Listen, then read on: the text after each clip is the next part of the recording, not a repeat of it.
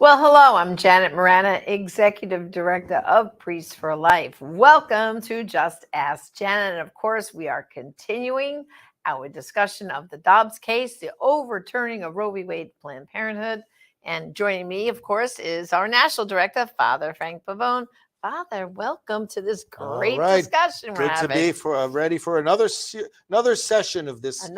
class. If That's you will. right. And I want to remind everybody that our classes and all our support information is constantly being put up on SupremeCourtVictory.com. That's the one-stop shopping. That's where you go, SupremeCourtVictory.com. And like I said, when we're finished this full set of classes this week, Father will then continue to upload more information, more talking points. And by the fall, we're going to come out with a great brochure, almost like a booklet, if it needs to be, where we'll have more explanation, but we will have just bullet points too, that you can just have those quick answers for people, Father, because so many people I think are still trying to figure out what happened. Yeah. They're scratching their heads like, how did we get here? Yeah. How did they just say, okay, we can overturn Roe? And pro-life people are trying to understand that. The pro-abortion people are trying to understand it even more because they're out of control. Out of control. But the problem with them is they don't want to stop and listen. No, they don't. They just want to chant and shout and scream. Yeah. I saw on the news this morning that there are some people saying now they're not going to celebrate Independence Day because they're not proud to be Americans because of this decision. No, this decision gives us a lot of freedom. It doesn't take a policy position on abortion. They seem to think that the court ruled in favor of pro-lifers. The decision doesn't take a policy position on abortion. Right. It says, work it out. You are free. Basically, the decision is free. You are free now to set policy on this. And really, Independence Day will be now independence for the unborn. That's right. They could be championing and holding their little American flags going, we have a chance now. We have a chance. Exactly. Exactly. Okay, so Father, let's get going. I think you have a question. Yes. We're going through this page by page. Right. And the section we come to now, after the decision explained why there is not a constitutional right to abortion. Right. Then they look at stare decisis. In other words, this idea that, well, wait a minute, we ruled on this many times. The court has ruled dozens of times on abortion. That's just the Supreme Court. When you take into account the other courts, hundreds and hundreds of cases, right? Mm-hmm. So dozens of times the Supreme Court has ruled on abortion. And, since 1973, every one of these decisions has been in line with Roe v. Wade, even though they have changed it in serious ways. And we're going to see even today how some of the ways that even Casey changed Roe. But the bottom line is, stare decisis, let the things that have been decided stand. Right. And now I want to look at, what did this decision say about why they decided to reverse Roe v. Wade? Why did they change it? Let's go to the board. Roe and Casey, right? They changed them both. And we're going to look at the basically, they analyzed it and they said there's 5 reasons why we're doing so. Let me put all 5 here on the board. Number 1, okay, the nature of the error, okay, of the error in Roe and Casey. Number 2, the weakness of the reasoning. You look at Roe and at Casey and how they justified their positions, it's weak, okay? Nobody who supports these decisions should be proud of the reasoning. Number 3, the unworkability of the standard. So we'll explain what that means. They set a standard for courts to evaluate pro-life laws. Well, Janet, that standard is unworkable. It's confusing. It's been applied inconsistently. It's self-contradictory. It's subjective. It's problematic. Right. Okay? 2 other reasons. Number 4, the harm done to other areas of the law. We'll give you an example or 2. Other areas of the law. It's what we call the abortion distortion, okay? When it comes to abortion, all the rules change. All logic out the window. Yeah, it is. And finally, there's no reliance interest, as Casey tries to pretend. There's no reliance interest here on abortion. So these, in a nutshell, are the 5 reasons that the decision gives. So for, Father, in the decision itself, they use these words. This Yes, is their words. yes. Like, and what is it done like in parts? Like Yes. first the nature of the error, and then they go into that. That's right. Ah, That's okay. right. This is going to be good. It's This done. is good. It's done very, very much in detail. So And let's see. This is how they're picking apart stare decisis. Yes. Understand? Because what you just explained. Okay, because it's always been this way, we keep it this way. But they're saying no. Here's the reasons why we don't have to go along with stare decisis, right? Yes, because stare decisis, brothers and sisters, let me put the words up here. It's 2 Latin words. Stare means to stand, and decisis means with the things that have been decided. Stand with the things that have been decided. The court has never considered this a dogma. It's not an unchangeable dogma. It's not, as the court has used the words, an inexorable command. And by the way, Justice Barrett said that in the oral arguments. It is not an absolute, it's not a straitjacket. That's another term that they've used. It's not a straitjacket. So in other words, a court can change its precedents. A court can change even a long-standing precedent. And that's, in fact, what it does here. Why it does it is what these 5 reasons explore. So let's say, Janet, a little bit more about each of these things. We'll come back to these last 4, but let's look at number 1. Look at them one at a time. And like you said, Janet, the decision, that's why it's so long, explains each one of these and gives examples and gives reasoning and quotes other decisions of the court from the past. And it's really, really well written. So, Father, in this section, this was written by Alito, correct? Yeah, he's the chief author, yes. He's the chief author. And so what it means is the other justices that concurred with him, they liked what he did. They didn't see a need to I want to change this sentence. Well, they may have given him input, when the thing was being put together. But they all agree with it. In other words, they all signed on to it. They all signed on to it. Okay. Well, when we say all, 5. Alito, the 3 Trump justices, Kavanaugh, Gorsuch, and Barrett, and of course, our friend Justice Thomas. Well, and you know something, Father? Even this morning on Fox News, right? Steve Douche was saying, and they overturned Roe by they're still saying 6-3.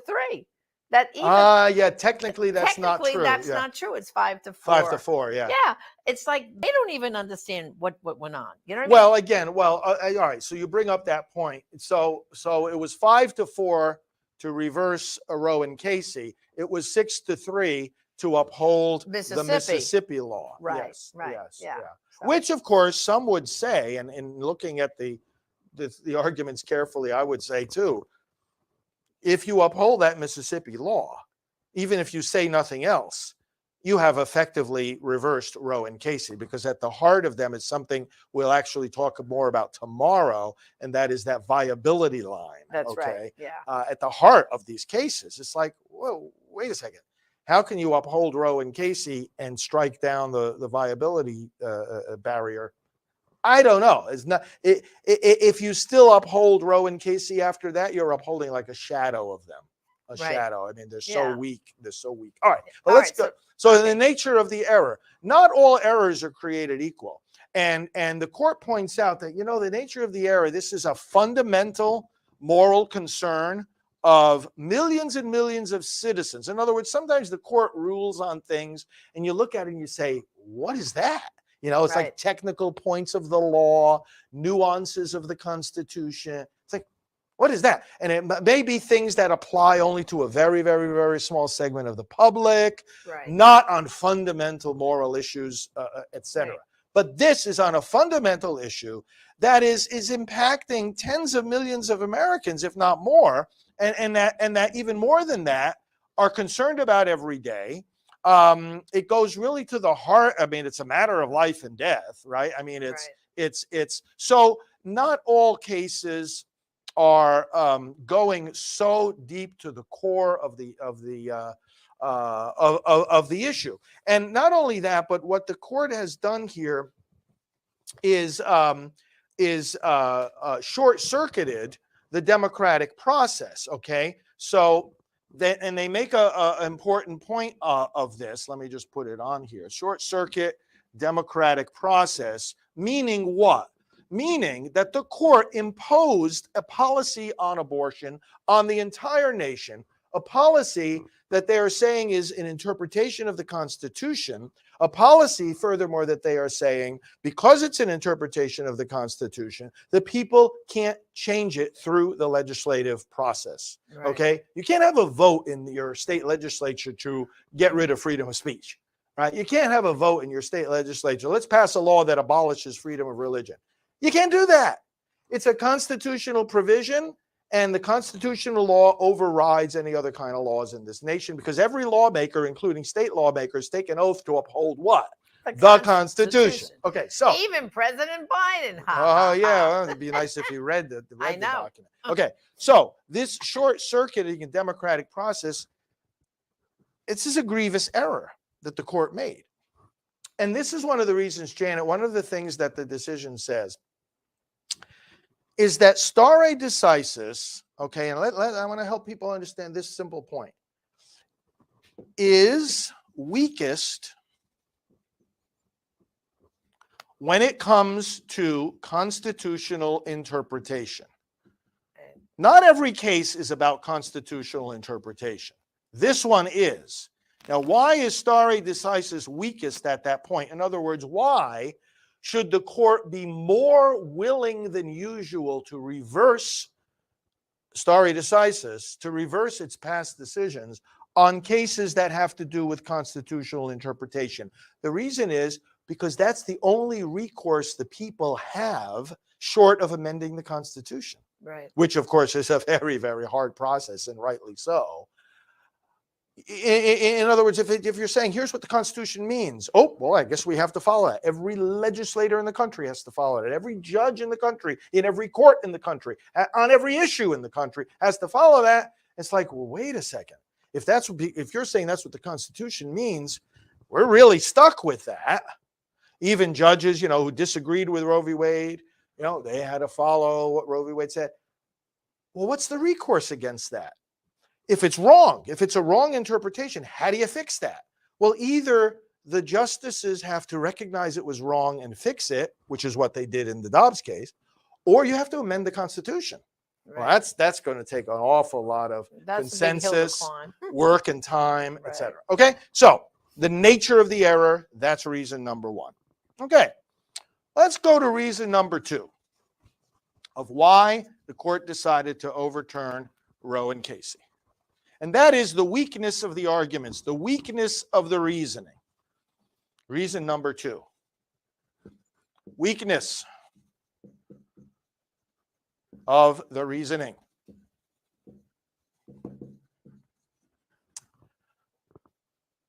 You read Roe v. Wade, you got to be ashamed, okay? The history is garbage. They used Cyril Means, pro-abortion attorney. You watch the movie Roe versus Wade, you'll see Cyril in there. Which, by the way, Father, just so our people know, that Roe v. Wade movie, you can get it on Fox Nation. They have it as one of the options to watch the whole. Matter of fact, I watched it with my good friend Mary Kaminsky. Oh, good. Just a few weeks ago to refresh my memory about the movie. Yeah. I highly recommend it because it really shows all the bad reasoning and all the political stuff. The political intrigue, that the justices were going through. Exactly. I mean, yeah, that's right. And two of them had family members that volunteered for Planned Parenthood. That's right. So there was a real underhanded stuff going on. Well, Cyril was, like I say, he was an attorney for NARAL, pro-abortion attorney, who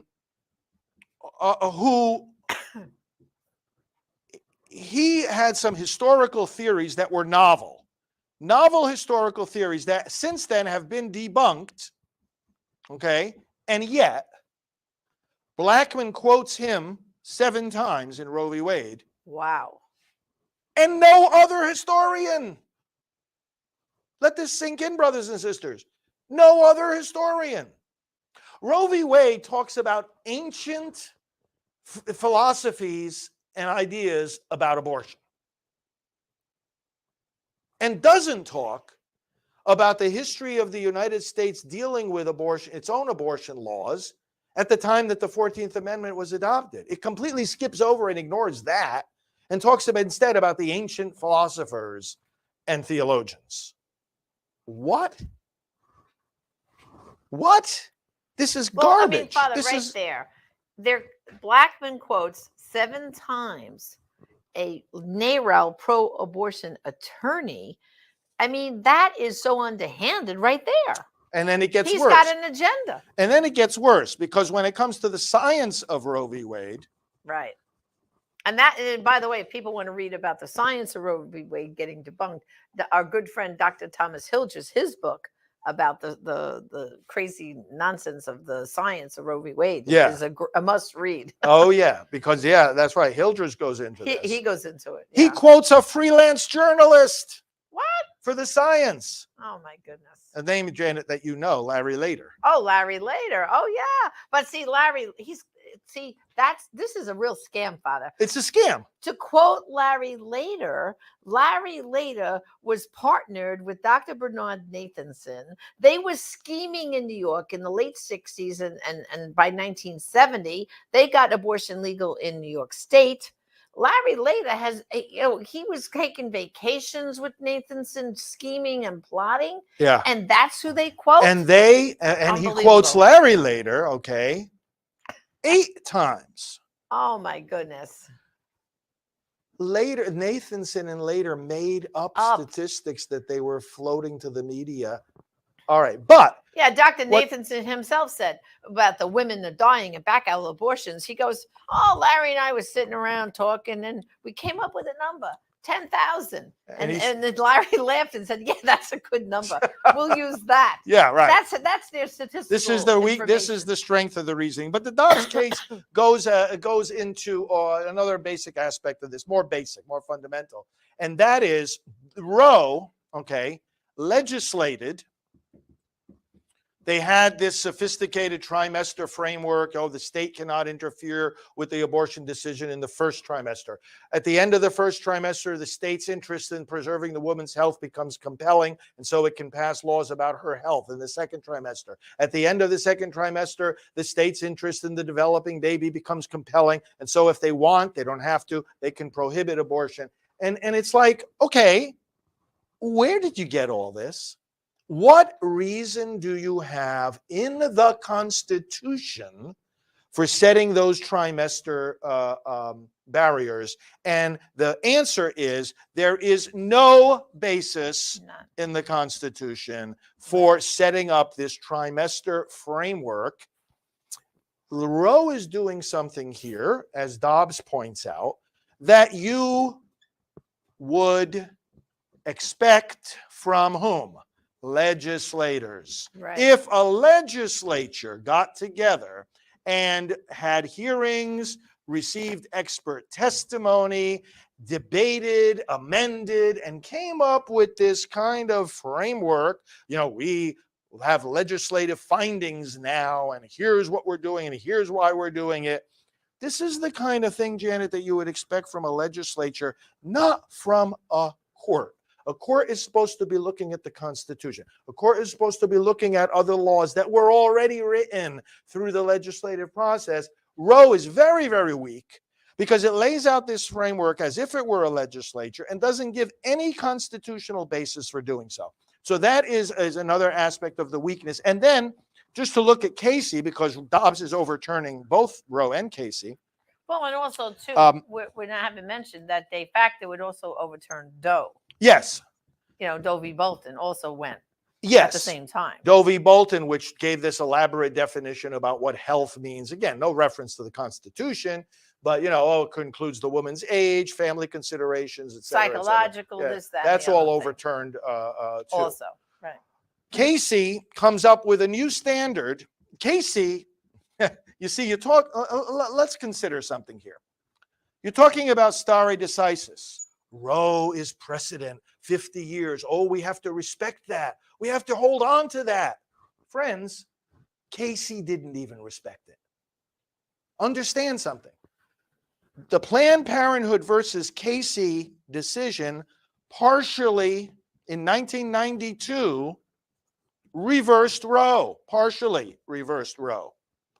It abandoned the framework of the trimester, that legislative looking schema I just outlined. It got rid of it. It changed the underlying reasoning of Roe from privacy, because remember, we explained to you before, Roe said, yeah, the right to abortion, it's rooted there in the Constitution. You know, it's somewhere there, we feel. They actually use the word feeling. It's somewhere there in the First, Fourth, Fifth, Ninth, 14th Amendment. It's lurking in there somewhere. This is ridiculous. Oh, it is crazy. This is not an argument.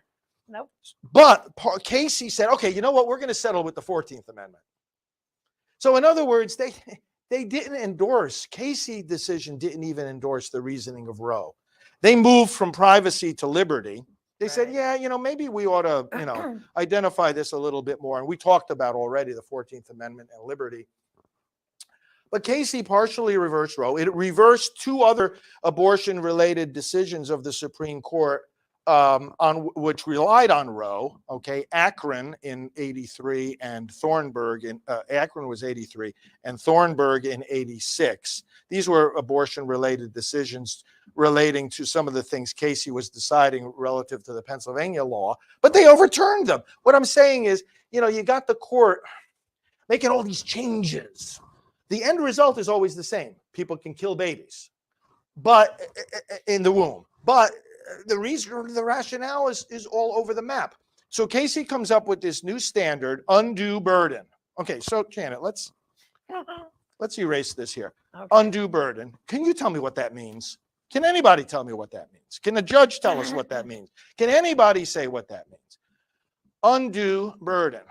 What you consider a burden, I might not. What you consider undue, I might not. Well, what they were trying to say, Father, is that, you know, if a woman feels having a baby at this time is such a burden. It's too burdensome. I can't deal with this, then you can have an abortion. Well, I mean, what they're getting at here is it's a standard for evaluating a law, and it's saying, does that law introduce a substantial obstacle in the way of her getting that abortion?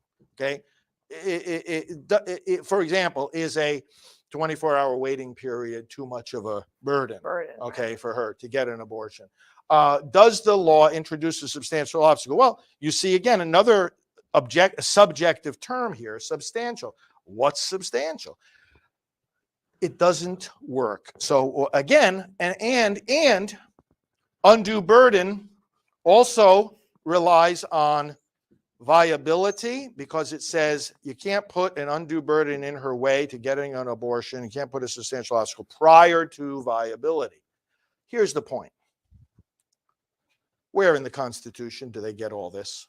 It's not there. Nowhere. Nowhere. Okay. Not only, Janet, not only is abortion not in the Constitution, undue burden's not in the Constitution. Viability is not in the Constitution. These people are making things up out of thin air, and that's why the Dobbs case is saying, look, we're pledged to uphold the Constitution. Can we get back to some common sense here? And if you're going to make things up like this, if you're going to set standards, you know, isn't that the job of lawmaking? If you're going to weigh and balance the interests of the baby versus those of the mother. In other words, both of these decisions that they reversed, that Dobbs reversed, used viability as the dividing line, okay? And they said after that, babies' rights in the womb can be considered, are compelling, right? But again, Father, viability is a moving target. It is. I mean, at the time of Roe, viability was about 28 weeks. Now we're about 20. I think most scientists 22, say 22 to 24, 23. depending on what scientists you want to go by. Mm. And who knows in the next few years what viability will be. I mean, because the way of treating the babies in NICU keeps improving and improving, you know? Well, here's the thing. Both Roe and Casey, and here's again, this is an aspect of the weakness of these decisions. They admit that the state, okay, has interests.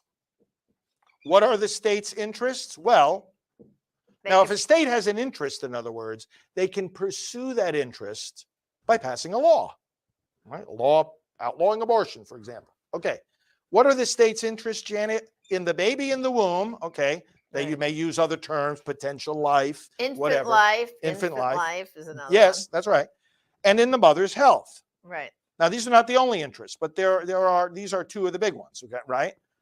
Okay, so in other words, Dobbs is looking at this now, 20 years after Casey, right? And is saying, oh, wait a second. If the state has an interest in the life of the baby, now you got to try to think like a judge here. You're looking at the Constitution, right? Then why would that interest be compelling after viability, but not equally compelling before viability? In other words, Dobbs is looking back and asking Casey, okay, it's like the court engaging in a self-reflection and literally engaging in a repentance here and saying, well, if the state has an interest, what basis do you have for saying it only kicks in a compelling way after viability? Why doesn't that baby have just as much an interest in his or her life before viability? What about when the heart beats? Right. Right. And the bottom line is that what Dobbs is saying is, let me make very clear here what Dobbs is saying. Dobbs is saying we have no reason, we see no reason based in the Constitution. That's point number one. We see no constitutional basis for these lines that they're drawing, right? Constitutional Come on, Father. basis. Uh-huh. And furthermore,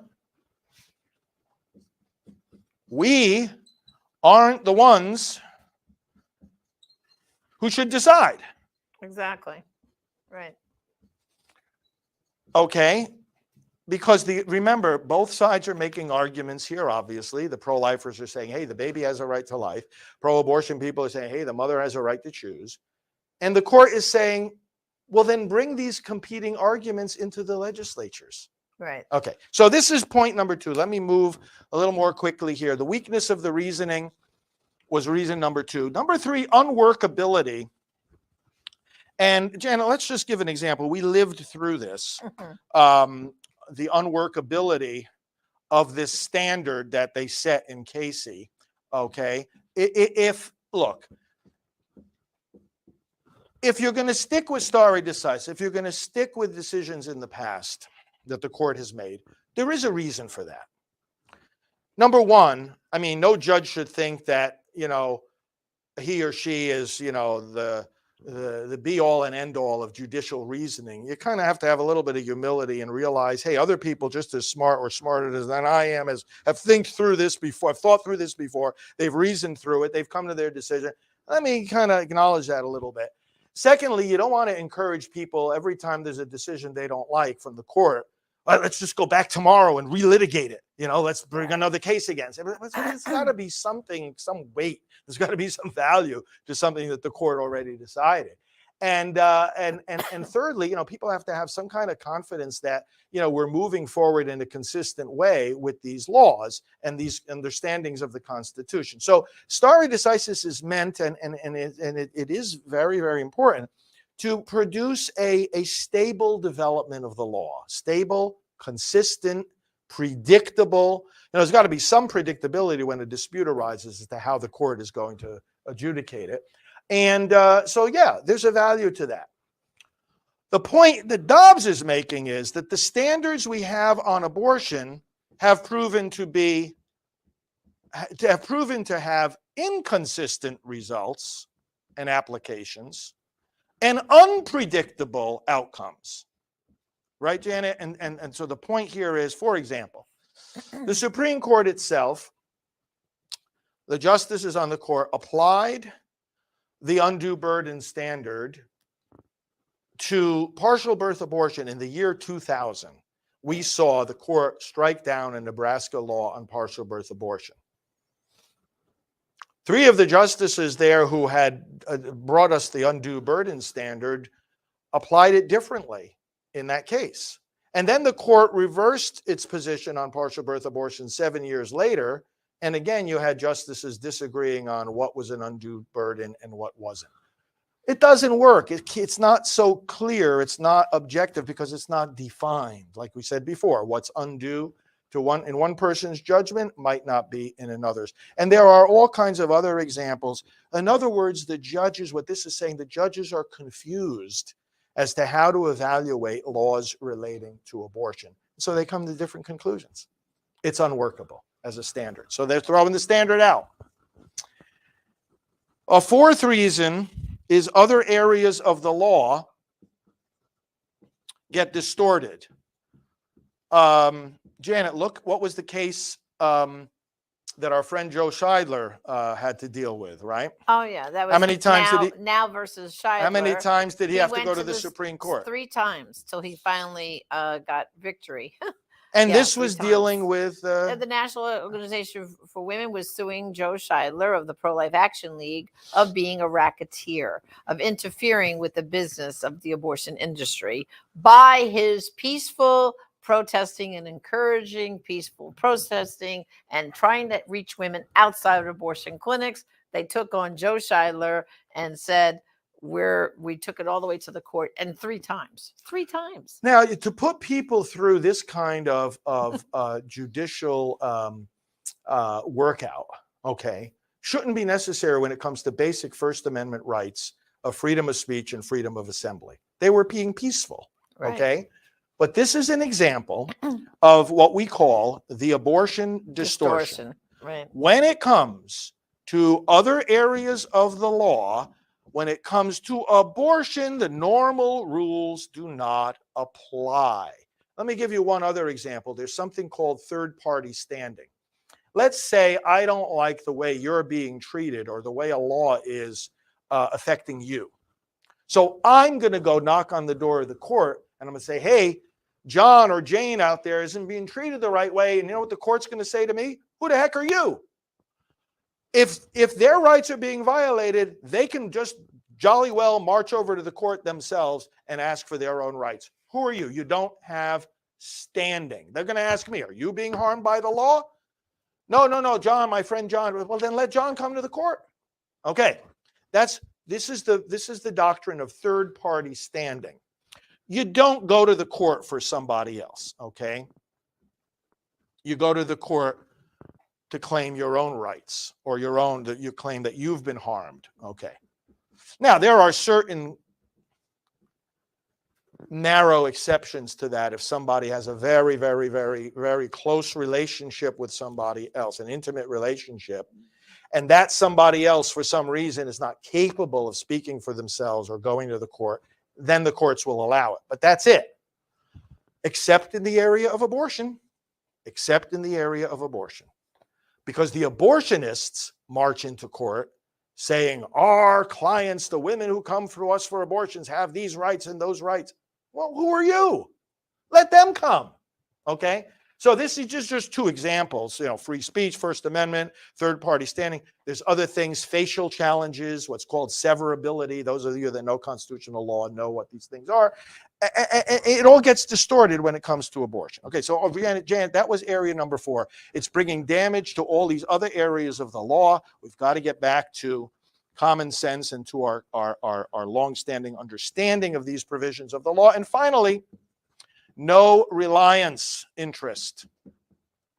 In fact, Casey admitted in the traditional sense of reliance, when you have a law, let's say it's a law regarding contracts, you rely on those contracts, to be adjudicated the right way. But when it comes to things like abortion, well, these circumstances are going to come upon you in an unexpected way, unplanned pregnancy, by the very fact that it's unplanned, it was unforeseen. So you're not talking about the traditional kind of reliance. We say women rely on abortion. Casey came up with this novel idea. is some kind of, well, vague, sort of women have come to plan their lives and their intimate relationship based on the availability of abortion. And you know what Dobbs said about this, Janet? They basically said, how, can we, the court, evaluate these things? Yeah. Again, let me read there's a great quote here about this that quote, this was from another Supreme Court decision. Courts do not substitute their social and economic beliefs for the judgments of legislative bodies. Again, a similar theme like we've been seeing all through this. Let the legislatures figure this out. Courts can't substitute their judgments for those of the legislative bodies. But that's what they've been doing whenever they've applied Casey to cases that are challenging pro-life laws.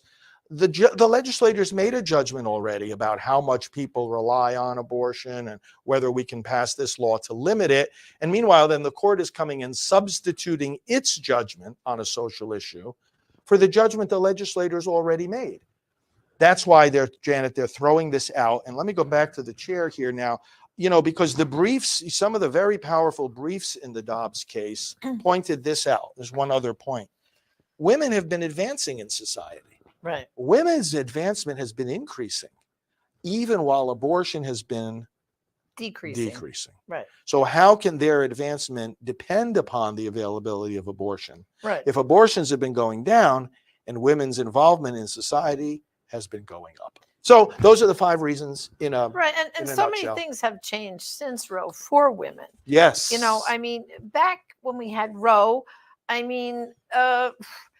can remember even in the 60s, if a teacher got pregnant, they lost their job. They had to leave once they started to show in their pregnancy. Then the government started passing laws gradually that, you couldn't fire a pregnant woman. She was allowed to, and they had to give some maternity leave. So much has improved. The pregnancy centers alone is such a great example that 2,800 pregnancy centers all over our country are here, and they give, it's not just about diapers and formula. We're talking about medical expenses, a place to live if necessary, job opportunities. They help them not just have the baby, but get back into society. And they've become medical clinics. Yeah, medical clinics. They go toe to toe with Planned Parenthood. This was not the case at the time of Casey. This was not certainly not at the time of Roe. No, because I can remember back when we first started getting very active, Father. The number of pregnancy centers was just beginning to increase, beginning. Yeah. Now it's mushrooming all over the place. Well, it outnumbered the abortion facilities almost 4 to 1. 4 to 1. Yeah. So all these reasonings don't exist. And, my challenge to all these companies now who want to pay between $4,000 and $10,000, Father, to let a woman travel to go have an abortion, right? What's the maternity leave policies for those same companies? Right. Why don't we just get real in our country? Like over in Scandinavia, they give maternity leave. The state provides, the federal governments of the Scandinavian countries, 1 year maternity leave. Nice. Wouldn't that be nice? Wouldn't it be nice if the Biden administration, instead of worrying about, can we provide abortions on federal land instead in states that ban abortion? Instead of worrying about that, Mr. Biden, president there, why don't you worry about empowering and giving more maternity leave through the federal government for moms so they can stay home for months and months and months with that unborn child? Yeah. And why don't these companies that want to help fund abortion help fund maternity leave more? Yeah, exactly. See, the problem is, and one more step, Father, all the taxpayer money that goes to Planned Parenthood, why don't they at least split it? You want to have choice 50-50. Let's give half to the pregnancy center movement and half to Planned Parenthood. They won't even do that. Mm-hmm. To me, that's choice, Father. Real choice. So, exactly. But there was one more question that we keep getting from our people. Before we go, Father, if you could just address this question. There's concern right now. They're hearing about some federal judges in states where they have the trigger laws. They're trying to put in some kind of injunctions stopping the trigger laws from taking effect. They're always the pro-abortions people are always going to find pro-abortion judges right, who will try anything. They're desperate. but I don't think that they're ultimately going to prevail on a widespread scale here. You got to look at each case, of Right. course, Uh-huh. and see, are they invoking the state constitution or are they invoking the federal constitution? One thing's for sure, they're not going to be able to rely on Roe v. Wade anymore. These judges are going to have to get creative and these pro aborts and find some other reasons. And that's why we've said all along here that part of the battle now post-Roe is going to be on the level of the state courts and the state constitutions. The state courts will try to claim there's a basis in the state constitution for blocking the law. Right. I don't know how far they're going to get with that, because I think a lot of the same arguments that are in Dobbs need to be applied on the state level. If the word abortion is not in their constitution, Right. if it's not in the history of their state, well, then how are we supposed to evade the problem of state judges or even federal judges, if it comes to that, imposing their views on the people of that state who have already spoken through their elected representatives? That's right. Right? Yeah. I mean, the only way you avoid that is if you can point to, well, this has been in the history and tradition of our state, the deeply rooted history. But Dobbs has already shown a right to abortion has not been in the deeply rooted history of all of America. Exactly. So how are you going to claim a right to abortion in a state constitution if it's not there in your history? Well, what you're ending up doing now is you're substituting, again, the judgment and preferences and policies of that judge. People don't want that anymore. You're substituting that for the judgment of the people. Let the people decide. That's where we're at. And so, Father, that brings us back to an important point. The midterm elections in November, we know it's very important for the House and the Senate, obviously, but and your local state legislator, right? But there's another important fact here, Father. Judges. In a lot of states, there's judges on the ballot. And I see very often people don't know what to do. They kind of check them off like willy-nilly. Yeah, almost like guessing game. Guessing game, yeah. But you can research them. Oh, absolutely. And I'm going to tell everyone, we've got to do our homework. You've got to look up those judges. You see who's endorsed them for this judgeship. That gives you a clue of the kind of judge they're going to be. Yeah. And so we've got to get serious all the way down the ballot, really doing our homework and checking before we got to value our vote and be very serious. Oh, yes.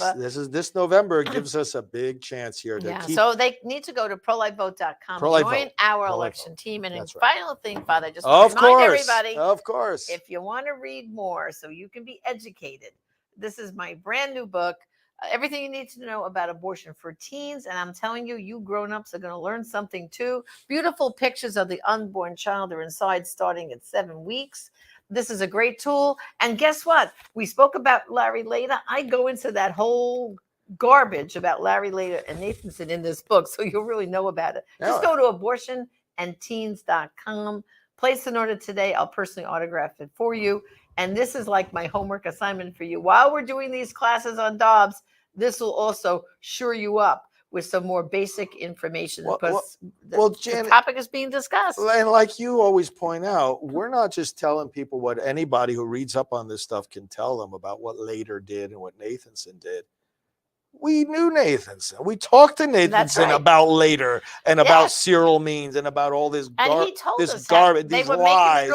I'll never forget when he said to us one time, "Where did we get the statistics about how many women were dying?" He put his hands up in the air. I don't. He said, "I don't know." Out of thin air. Yeah, we made them up. We made it up. I mean, we knew these guys. Yeah. And it's like, okay, that's why, they need to watch these programs, read this book. It's more than just, hey, everybody, here's what happened. No, we're talking from our personal interaction. Yeah. So, well, thanks, Father. Once again, another class. Very good. Okay. Well, brothers and sisters, thank you for joining us. We went a little bit longer than usual, but this topic is so important. Join us again also tomorrow night. Class number 5 will be in session.